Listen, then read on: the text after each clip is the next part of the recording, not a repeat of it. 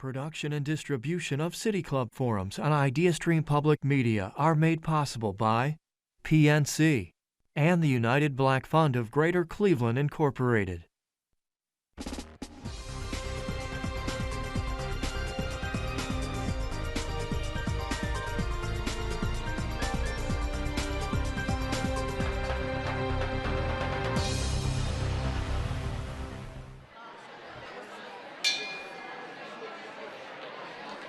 Good afternoon, everyone, and welcome to the City Club of Cleveland, where we are devoted to conversations of consequence that help democracy thrive. It's Friday, September 29th, and I'm Lillian Curry, President and CEO of the Cleveland Foundation.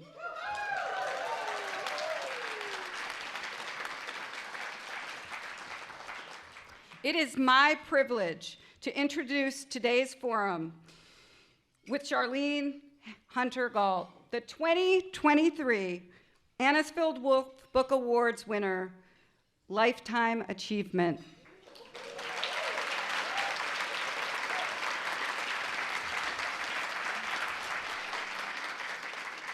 It is also fitting that today is the Steve Minter Endowed Forum at the City Club.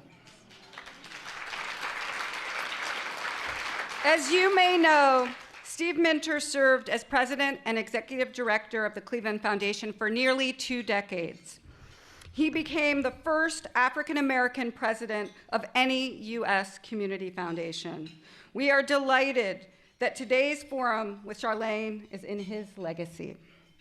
The Anisfield-Wolf Book Awards remains the only prize that recognizes books that made significant contributions to the understanding of racism and human diversity. Poet and philanthropist Edith Anisfield-Wolf established the book prize in 1935 to reflect her family's commitment to social justice. Winners of the prize have included such notable writers as Zora Neale Hurston, Langston Hughes, Martin Luther King Jr., Maxine Hong Kingston, and Isabel Allende, as well as Nobel winners Wole Soyinka, Nadine Gordimer, and Toni Morrison, just to name a few. Since 1965, the Cleveland Foundation has proudly administered the prize. Our esteemed guest today, Charlayne Hunter-Gault, first made history in 1961 when she and Hamilton Holmes desegregated the University of Georgia after mounting a successful legal challenge that granted their admission.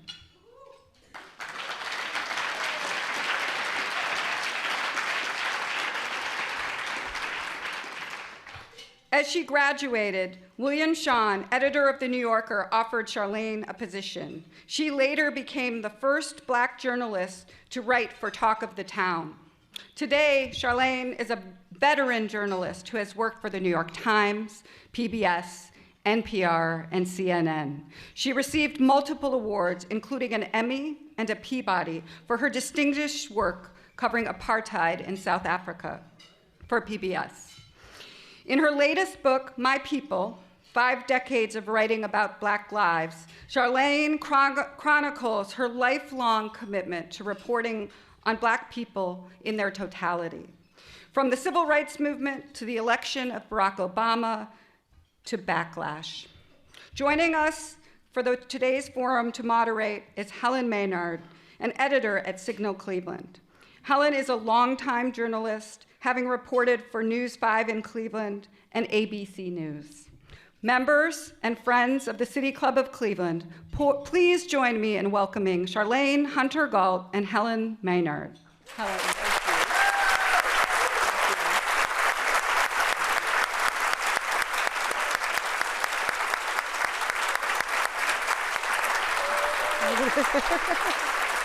Oh, yeah.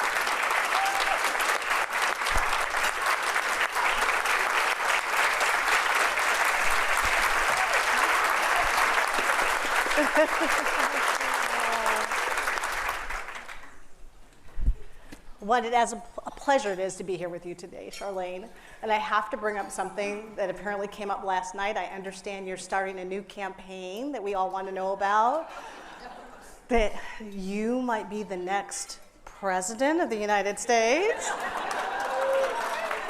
Well, I mean, you know, you get to be 81, and there are other people who are 81 who are doing things in the country.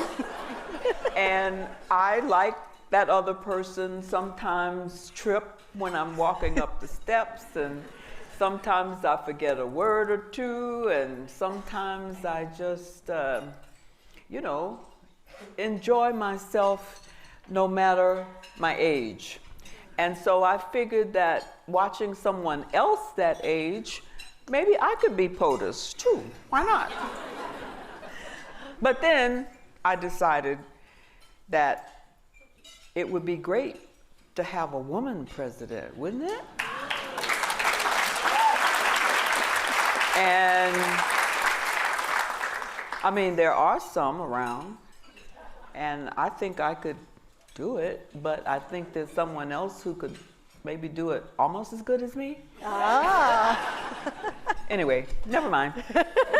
Enough politics. Enough politics. We'll talk about your writing. And I mean, you're here for a Lifetime Achievement Award, you know, that also recognizes writing that we're not always recognizing, about talking about culture, about talking about race. What did you think when you first heard you're getting this award, and what do you think about how we're elevating writing about race and culture now?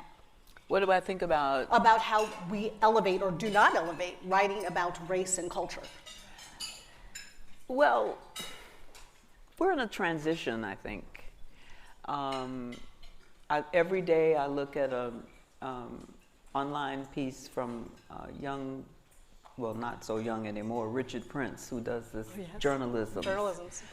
And he continues to keep up with the changes that are taking place as more people of color and more women are put into positions that they have not occupied in the past, at least not in any significant numbers. So the times are changing. There is resistance. You may have seen some of that resistance, and it's resistance I don't understand. Because I think that no matter what your political beliefs are, your political affiliations, or your political objectives, you need good information. My colleague, Jim Lehrer, who is now, as you know, resting in peace with so many of our, you get to be 81, you got a lot of friends resting in peace. But Jim used to say, give people good information and they'll do the right thing. Now, you could debate what is the right thing, but that's what we journalists exist for, to give people options, not to tell you how to think, but to give you good information so that you can make your own decisions. And that's how I started early on in life. I started in Atlanta, Georgia. Shortly after I had, and I thank you so much for using the word desegregate, because we did not integrate, we desegregated. They're still integrating. They haven't integrated yet. As much as I love those dogs, go dogs, we still have work to do. And I'm so happy that the people at the University of Georgia understand and appreciate that. But when I first went there, although I did develop some friends, especially in the journalism school, I went to work for the student newspaper, the Red and Black, and none of the students wanted to work with me. Now, either because they were concerned about how their friends might think of them, or I don't know, I never asked. But in the interim, the Atlanta student movement had begun. And that's when the young people, this was 1961, and the young people were demonstrating to end the separate but equal lie. And the white newspapers weren't really significantly covering their activities, and the black newspaper, the oldest black daily in the country, the Atlanta Daily World, was sponsored primarily by white advertisers. So they limited their coverage as well. So a professor at Clark College, Carl Holman, and Julian Bond started the Atlanta Inquirer.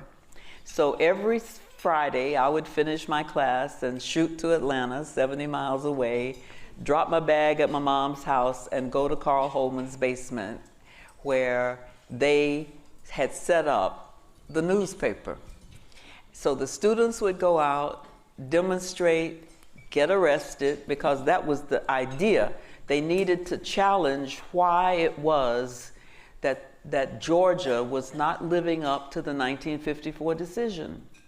And how many of you in here know about the 1950? No, don't raise your hand. I don't want to embarrass. I am so amazed. I was at a school in Florida the other day, and I mentioned, okay, no, we're gonna get to Florida later, maybe.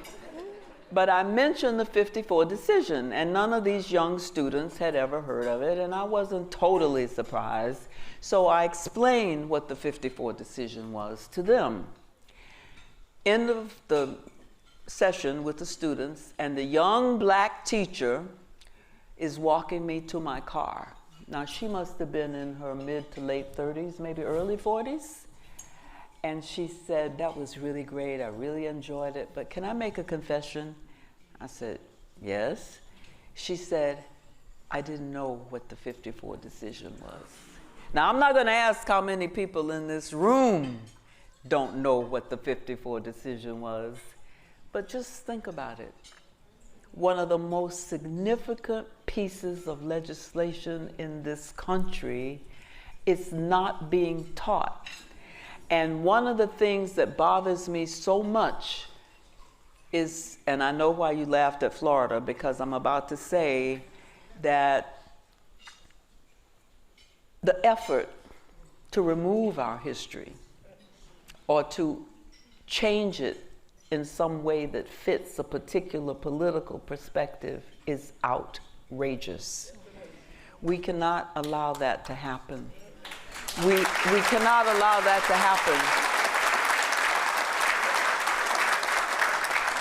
And yet, now I haven't looked this up recently, maybe some of you historians in the room can help me with this, but a few years ago, the Southern Poverty Law Center reported that something like 80% of the schools in this country do not teach Black history, or at least not in any significant way. And it's just unbelievable, because it's American history. And so, that's one of the reasons I keep on keeping on at 81. I may not be running for president, but I'm running for getting our history in our schools and among our people.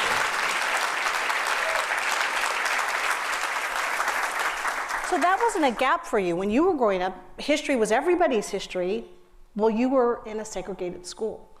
Yes, but, okay, you got me to tell this story. Uh-oh. We're gonna get comfortable. I was in a segregated school, to be sure, and we used to get the hand-me-down textbooks from this was in Covington, Georgia. We used to, 30 miles, something 40 miles from Atlanta. We used to get the hand-me-down textbooks from the white schools, often with pages missing. And so every year, my school, the black school, would have a fundraiser to make up for some of the deficits. And whichever family raised the most money, their child would be crowned king or queen. Now, my father was serving in the military, and last night we had a wonderful gentleman in the audience who served in World War II, and I didn't get a chance to ask him if he knew my father, but that's where my father was, in World War II, fighting for a country that didn't recognize him as a full citizen. But nevertheless, my mother and grandmother go all around this little town, Covington, Georgia. They knew all of my uncle's girlfriends. And of course, they didn't know each other. So they would go to them, and this night comes, and everybody's counting the nickels and quarters and dimes, and I'm nervous, and all of a sudden I hear, and tonight, We have a new queen. It's Charlayne Hunter. Well, the reward was a bull of a watch. Now, as I said, my father was in the military, so my family had a little money. So the bull of a watch didn't mean anything to me. But the diamond tiara, I wore it every day, so many days that my girlfriends in class got so mad at me. They threatened me, and I didn't want to get beat up because they could do that. So I took off the physical crown. But the notion that I was a queen, you got me. The notion that I was a queen took up residence in my head. So when I walked onto the campus of the University of Georgia and they were yelling the N-word, go home, I was looking around for who they were talking about because I knew I was a queen, right? So that couldn't be me. And so from, again, 81 years old, y'all, you ladies in here, work to get 81, okay? Because it can be so much fun. For my 81st birthday, you ready for this? The Queen decided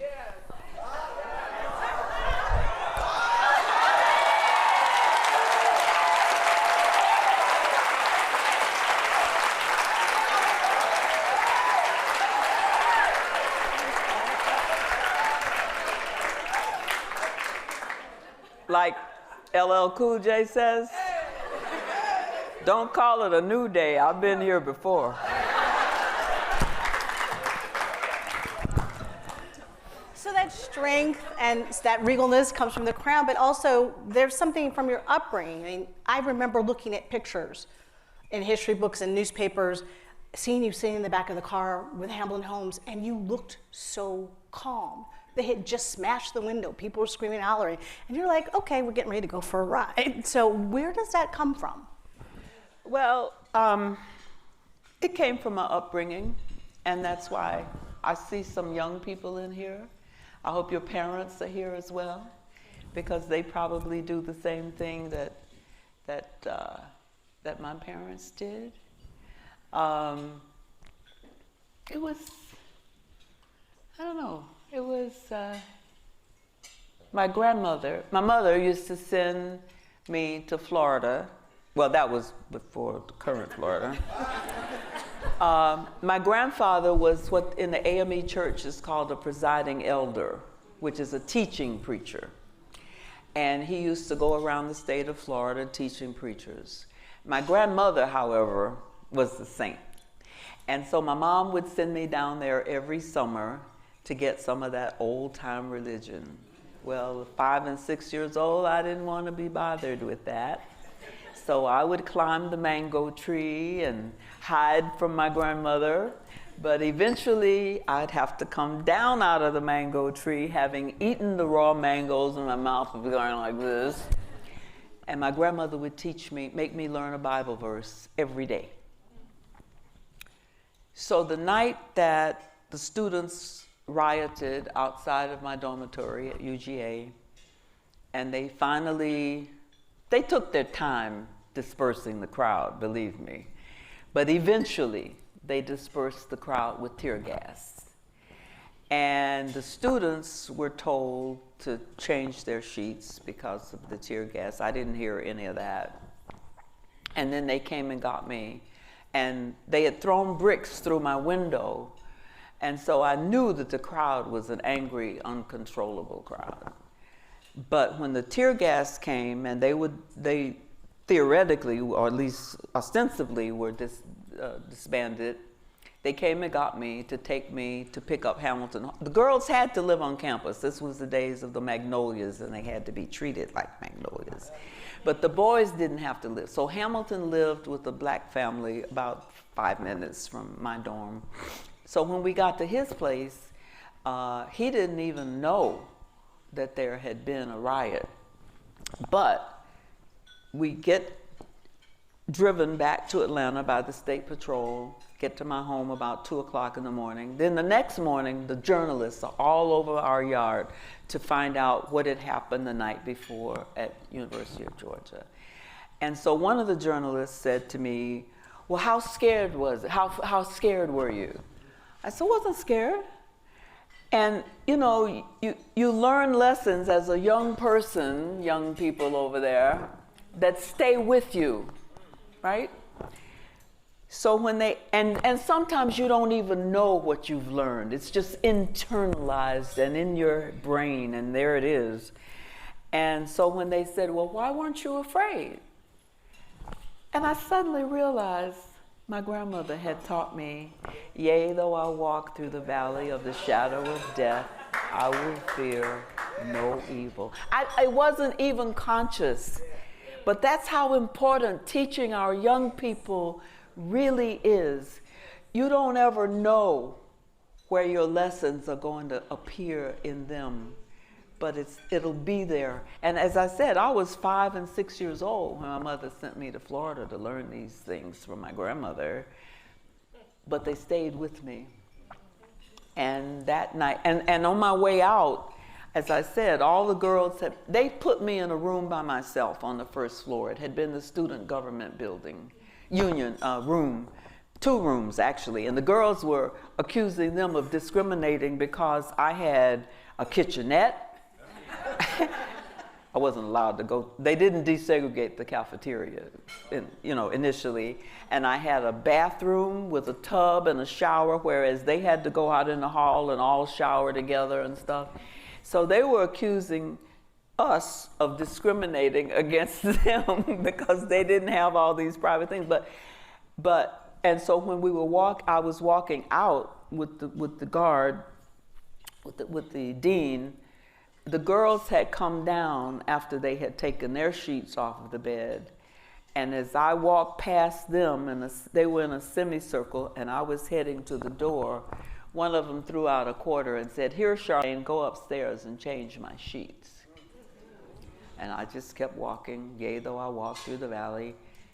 But I want to say something else, because I think that nowadays we generalize too much. We talk about white people. We talk about black people. We don't make well, I'm generalizing too. But I hear that much too much. And I want to say, while I'm in my dormitory, because at 81 I forget a few things every now and then. That's my husband. What's your name? He's taking notes to tell me what not to do next time I speak. I'm sure that's what he's doing. That's one of them.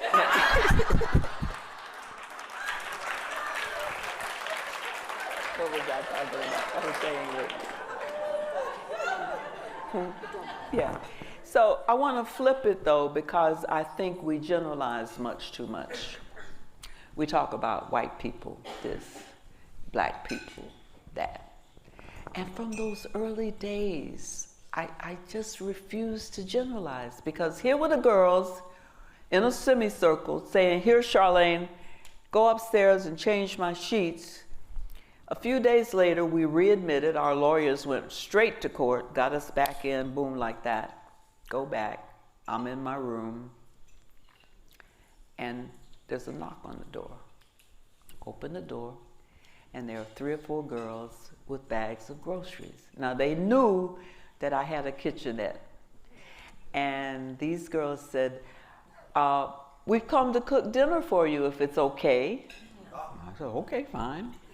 They come in, and while one girl is cooking and the other one is setting the tables and making themselves comfortable in my rooms, they begin to tell me the story of the Jewish people and why it is that they were sympathetic to me and to what was going on. Now, I grew up again in Georgia. I knew black and I knew white. I didn't know about Jews. But that night, I learned about the Holocaust and the similarities between the discrimination that Jewish people faced, and not that different from what so many of us were facing. And even to this day, one of those girls, we're in communication. In fact, I owe her a call. But I learned a lot that night about why we can't generalize when we are talking about people and their behaviors and their attitudes. I went to Israel once with a group of women, and organized by the Jewish women in Tel Aviv. And no, it wasn't Tel Aviv, it was the other town. Jerusalem. And we'd gone all around town, and the last day we were there, we were supposed to go to Golda Meir's grave. But nobody had ever said anything about the West Bank. And I had interviewed one of the leaders over there in another circumstance, in another location, some months, maybe a couple of years before that. And I said to a couple of the women, you know, I'd like to just go over to the West Bank. I'd like to find out what's going on over there. So 3 of us didn't go to the Golda Meir thing. We went to the West Bank and spoke to people over there about their issues and concerns about what was going on between them and the Israelis. Came back, and it was all over everywhere that we had been. And that night, I was supposed to summarize the entire meeting. And I don't think they wanted me to do it, but they had already asked me, and they were pissed off that I had gone to the West Bank, but they couldn't dismiss it, so I had to do it. So I get up, and I say, oh, it took a long time for them to finally call on me. It was like they were trying not to, and I kept saying, but it wasn't to show off. It was to say that we have come this long distance so that we can understand more about the Jewish people, and we've learned a lot. But part of what is happening here involves the people across the river. And we went there today, and I summarized some of the things that we talked about. And everybody in the room is like, you know, she's talking about them. But when it was finished, I said, you know, and I told them the story of what I just told you about the girls coming to my room. I said, but in order to bring, it seems to me, peace in this entire region, we've got to have more communication like the kind I had today. And so I hope that the next time I come, if I'm invited again, I would like us to include a trip to the West Bank, or maybe bring them over here. And in the audience was the head of the military in Israel, and several other officials. And there was a silence when I finished. Pause, silence, and then all of a sudden the generals got up and the other people got up and everybody started applauding. Now, I haven't been back. And so I don't know, and I know there's problems going on, as you've just seen, and one journalist was killed, I hope by accident. But communication is the key. Yes. And we have to figure out how we communicate with people we don't know, people whose history we don't know. But we've got to be able to figure out how to bridge the gaps.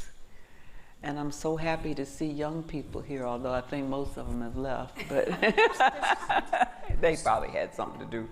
So this is a great place to bring this in. So about peace and talking to each other. You live in Florida. You hear the rhetoric constantly. We're hearing this constant rhetoric. There's so many sides and so much angst. Do you see an opportunity? I think you have something in your book you want to read that talks about peace and bringing people together. Oh yeah, I do have that. Thank you. for reminding me. I do an occasional piece for the NewsHour now called Race Matters, looking at solutions to racism. And I did one not too long ago with David Brooks. And, you know, David is an admitted conservative, but in the good sense of, you know, you can be a conservative and still be a good person, right? Anyway, David is, and I wanted to share this because I just thought that he has a good answer. He belongs to a group called the Weavers. And I asked him, he said, we were talking about the George Floyd murder, and he said, the reaction to the Floyd murder has been, on the whole, a very good news story. He said, I look at the marches, and there was some violence in the beginning, but the violence has gone down now. They were not a black uprising, they were an American uprising. So I said, what's the solution to making the unity last? Now this is what is really important. You can take notes if you like. Or you can buy the book, it's in the book. Did I do that? No, here's it. I said, what's the solution to making the unity last? And David said, I think the first thing we have to do is learn from each other and talk to each other. He said, my rule is the more uncomfortable the conversation is, the more I learn from it. And I'm so hoping the first thing we do is make use of this moment of useful discomfort to face realities in our country and to face each other. And that's the shift in consciousness that needs to take, you know, personal information and social transformation happen together. But then it has to be institutionalized with action. And I thought that was, now that's coming from a man who is a self-identified conservative, but if you've seen him on the NewsHour, you know, he and Jonathan occasionally agree. And when they disagree, it's usually polite. This is a great opportunity for us to open the floor for questions, so everyone get their questions ready. And please, we want to give you a warm thank you. This time went so fast. Thank you so much for talking with me.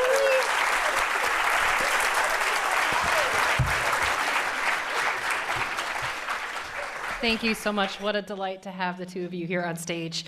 We are about to begin the audience Q&A. I'm Cynthia Connolly, Director of Programming here at the City Club of Cleveland, and we are joined by author Charlayne Hunter-Gault, the 2023 Lifetime Achievement Award winner with the Anisfield-Wolf Book Awards. Moderating the conversation is Helen Maynard, editor of Signal Cleveland. We welcome questions from everyone, City Club members, guests, students, and those joining via our live stream at cityclub.org or live radio broadcast at 89.7 WKSU Idea Stream Public Media. If you'd like to text a question for our speaker, you can text it to 330-541-5794. That's 330-541-5794. And our City Club staff will do our best to work it into the program. May we have the first question, please? Thank you so much, and this was not prearranged.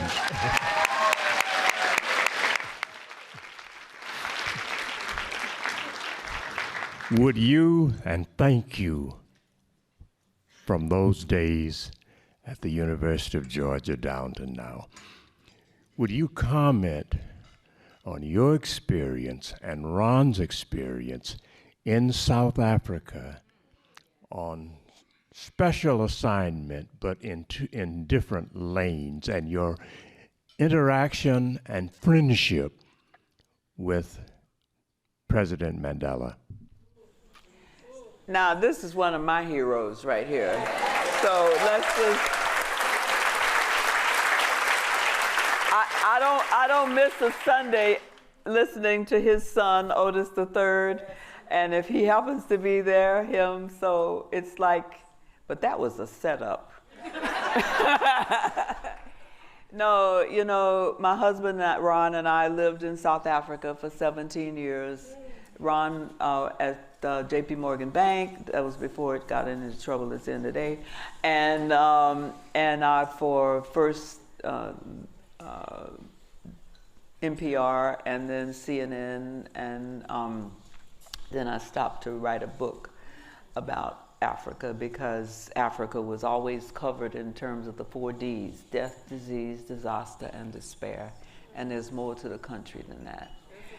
But having the comment in relationship to the question I just was asked, there is a lot of despair in Africa generally, and especially in South Africa, where they have no electricity 8 hours a day, and where the poor communities are even poorer and being abused by people who are desperate, and that doesn't excuse lawlessness, and some of it is just taking advantage of the situation, but some of it is born out of desperation.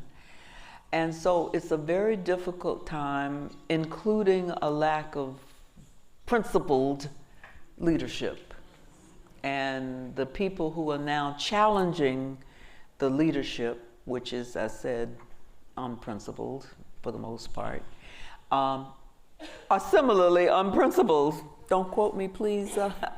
I don't plan to go back anytime soon, so you can quote me.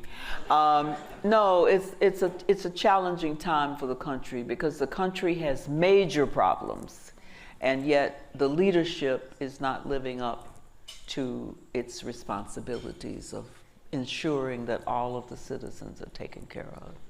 So it's a place, there are organizations that you can participate, you can help support with money or publicity or whatever, but it's and then you asked about Mandela. There've been even today, some backlash against his leadership, but I think that the sacrifices that Mandela and his people who went to prison for freedom for the country and against apartheid did a great job. And I know that Americans don't like Thabo Mbeki because of the position that he took on HIV, but he was principled. He was not corrupt. And he took an incorrect position on AIDS, but you can't accuse him of the things that the current leadership is guilty of. And the people who are standing in line to succeed the current president are in no better shape. Mandela left a legacy, and I'll tell you a real quick story. When I first sat down to interview him, when he gets out of prison, everybody in the world wants to interview him. And my producer called me in New York and said, "You heard the news, the clerk is freeing Mandela." I said, "Have you made a reservation?" She said, "I got a reservation." About that time, my editor called, Les Crystal, and he said, "You've heard the news?" I said, "Yes, and Jackie's made our reservations you had to go then to London and then down. You couldn't go straight like you can now." And so I said, "Okay." He said, "Well, let me just talk to Jim Lehrer, and I'll get back to you." So he calls back and he said, "Jim said that, PBS always struggling for, He said, Jim said they can only afford to send you if you can guarantee an interview with Mandela." I said, "Of course I can guarantee an interview with Mandela." Anyway, well, I had kept up with them over the years as time had gone. I'd been there in '85. So we get there, and I said to them, "Look, I want to be the last one," because there were journalists from all over the world there. And I said, and everybody else was getting 10 minutes. I said, "Could I get half an hour?" And they said, "Yeah, you can get half an hour." So we get to the end. They've been interviewing Mandela all day, and they say, "Okay, it's time for you." And I said, this man has been in prison for 27 years, and he's been sitting there all day, not even taking a break. Now, this is a little bit treacherous. I said, "But could he just stop and have a cup of tea before I do my interview?" And they thought, "Oh yeah, that's a good," none of them had experience with journalists, so this is all very new. So he goes in, he has a cup of coffee or tea or whatever, then he comes back out and he sits down, and I want to establish myself as being different from the other journalists, right? So I started to say, Mr. Mandela, you know, I come out of the American Civil Rights Revolution, and before I could get the rest of it out of my mouth, he says, "Oh, do you know Miss Maya Angelou?" Now, the truth of the matter is I didn't know her personally, but of course I knew her work. So I said, "Oh, yes, sir." Now, everybody in there is looking for a scoop. All these journalists from all over the world. He asked me about Maya Angelou, and I said yes, I know. And he says, "Well, we read," and he always spoke in the third person. "We read all of her books while we were in prison." And I said, "Ooh, I just got a scoop." Nobody else had anything about what he had been doing while he was, you know, they were all asking him political questions, you know, but I had something nobody else had. And then we began to have a good friendship. And of course, the woman who he hired to help bridge the gap between the apartheid people and the liberation people hated me, because every time Mandela would see me, he would respond to me, but she wanted to be the one to make the decisions about who he talked to. So every time he had a press conference, I would make a point of going up to him and whispering something in his ear. And one time, I went up to him and I said, "Madiba," I said, "I saw," he was early 90s, I said, "You read that whole thing without even no glasses. What did you?" He said, "Oh, I have a very good doctor. His name is so-and-so." And I said, "Because I'm, you know, getting to the point." He said, "Well, this is who he is, and you call him and you tell him and meanwhile, she's going nuts." But anyway, I didn't even mention her name because I can't even remember it. But we had a very good relationship, and I think that despite the fact that there's some brushback now about him, that's just the way life is, and I think that he will always have the position that he and Dr. King and all of those who have fought for equality and human rights deserve to have. Okay, I think we have another question. And I'll be brief in your answer. I'll try to be. You have been my hero for 60 years. I was a junior in high school in Atlanta, Georgia, when your courage in the face of rioters brought down the entire legal framework of American apartheid in Atlanta. Your courage kept my school open and integrated for my senior year, where I happened to be editing the school newspaper. In one of the first 4 desegregated schools in Georgia. Thank you, and I'm so glad to finally see you in person. Well, thank you.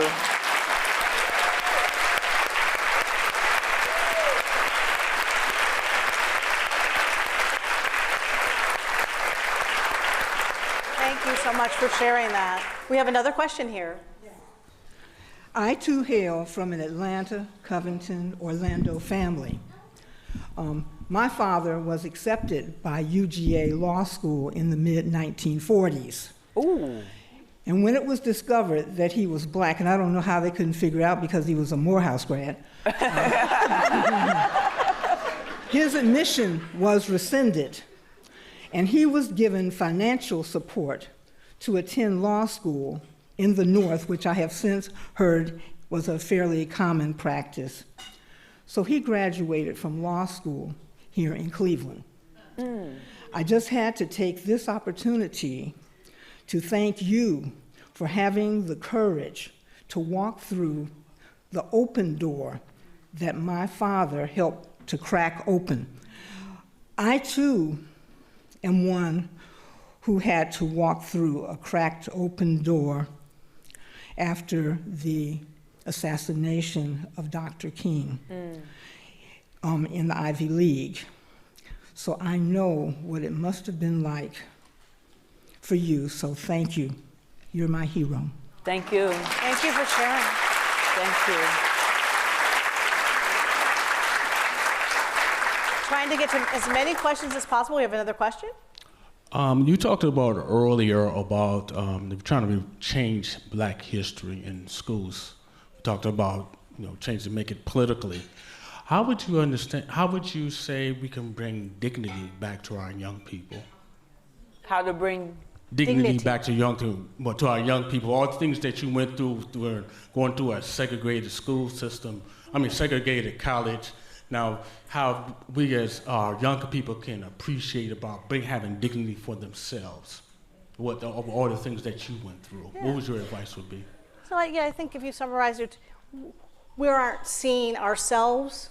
Is it important to see ourselves? And how do we see ourselves? And how can we teach younger people better to relate to the world?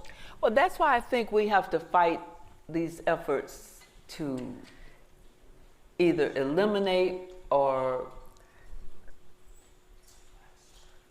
remove some of our history from the schools. Even Toni Morrison, didn't somebody just mention Toni Morrison in here a few minutes ago? She's being blackballed in some schools in the South. And probably anybody you can think of who's done wonderful contributions to our literature and to other aspects of our lives are being eliminated from schools. And I think that's what's important, to keep those in there and to keep fighting. Because I keep saying that our history is our armor.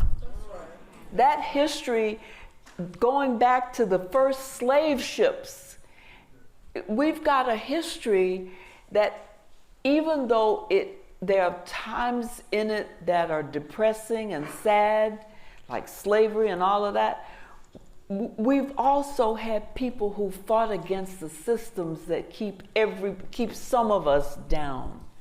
And that history needs to be taught. And if we are properly taught, then I think our society is going to be a better place for all of us. But if you keep eliminating stories and authors and people who have interpreted our lives and our circumstances, it's not going to happen.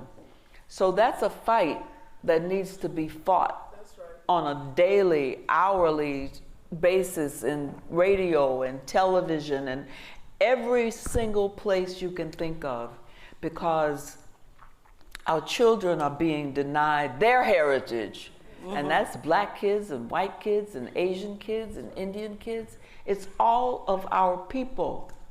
We have to make sure that these efforts to eliminate our history, rather than having efforts that polish our armor. And that's why I'm hoping my book will help polish the armor, because these aren't about, many of the people in this book are not heroes. They're just ordinary people living their lives. And some are heroes.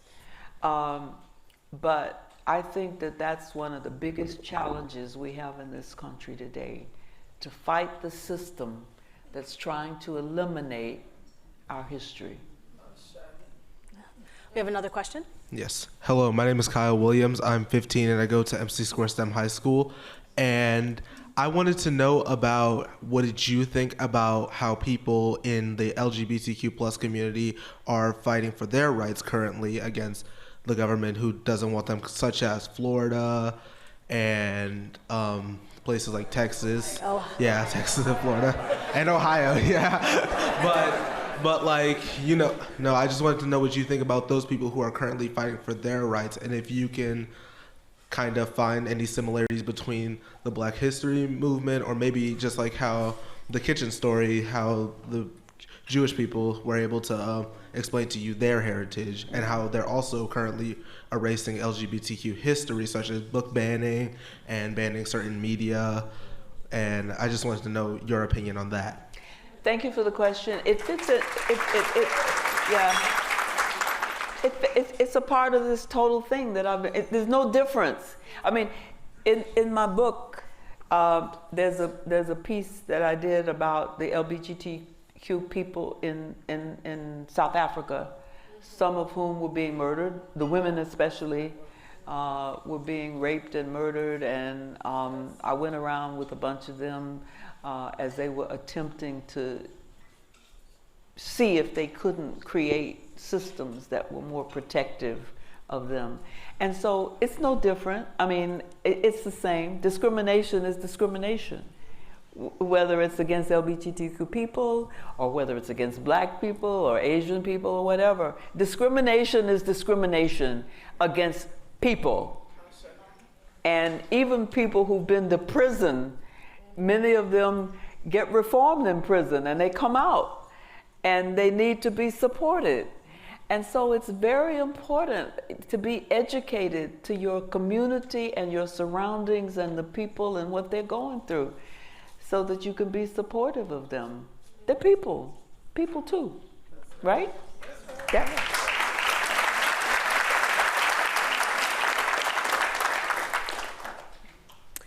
Hi, my name is Michelle. I'm from the Cleveland School of the Arts. I am a junior and a creative writing major. I'm sure, as you know, there have been several book bannings and book burnings, and there's a wave of censorship coming over our country. I wanted to know what advice you would give young writers such as myself in this trying time on the writing community. Good question. And I'm going to give you my card so you can email me some of the things you've written.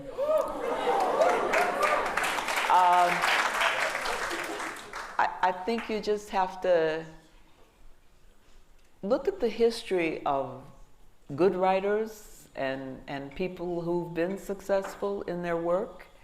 And we are in a trying time right now, as we just talked about, the discrimination against so many of our named people.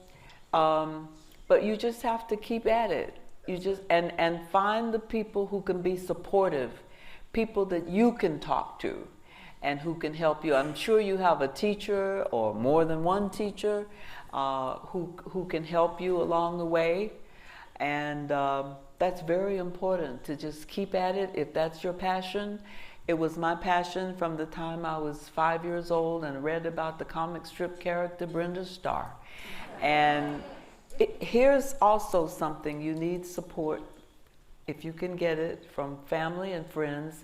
When I told my mother, I was about 5 or 6 years old, living in a segregated community in Covington, Georgia. And I said to my mother, I just read about Brenda Starr, and I think I want to grow up to be Brenda Starr. My mother didn't say, that's not what little black girls like you can do.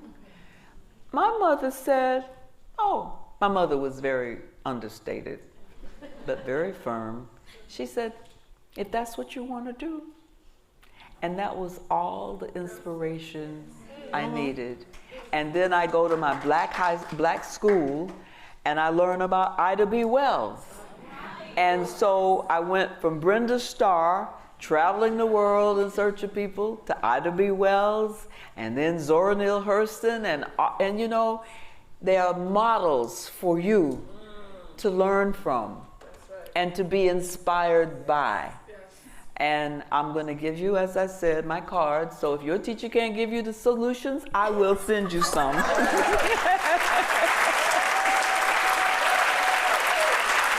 Today's forum is presented in partnership with the Anisfield-Wolf Book Awards and is part of the City Club's Authors in Conversation series, presented in collaboration with Cuyahoga County Arts and Culture and Cuyahoga County Public Library. Today's forum is also the Stephen A. Minter Endowed Forum. Mr. Minter spent his life in pursuit of justice. He was the first African American to lead the Cleveland Foundation, the Cuyahoga County Welfare Department, Massachusetts Public Welfare Commission, and what's now the American Public Human Service Association. He was also the founding undersecretary of the U.S. Department of Education. We are grateful to those who endowed this forum and to the Minter family, we have Robin here with us today, for their long-standing support of the City Club.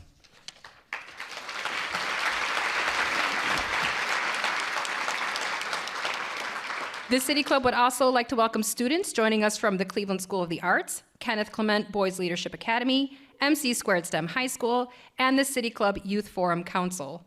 We would also like to welcome guests at the tables hosted by Anisfield-Wolf, the Center for Community Solutions, Cuyahoga Community College, the Greater Cleveland Association of Black Journalists, Huntington, the Northeast Ohio Regional Sewer District, and the Literacy Cooperative. Thank you all for being with us here today.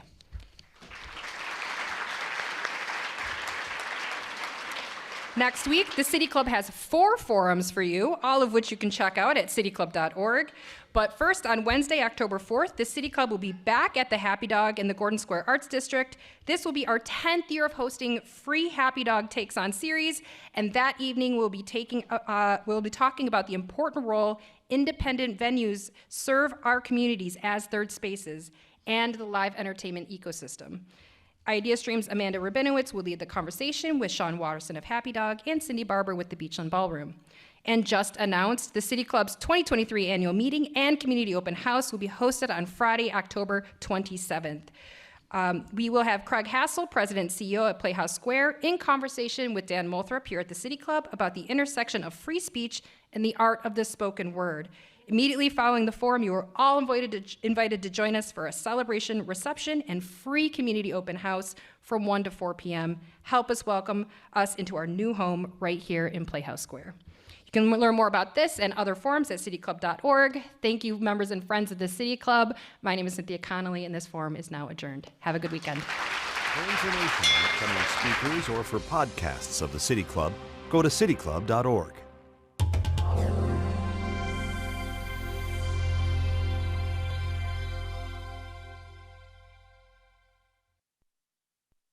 Production and distribution of City Club forums on IdeaStream Public Media are made possible by PNC and the United Black Fund of Greater Cleveland, Incorporated.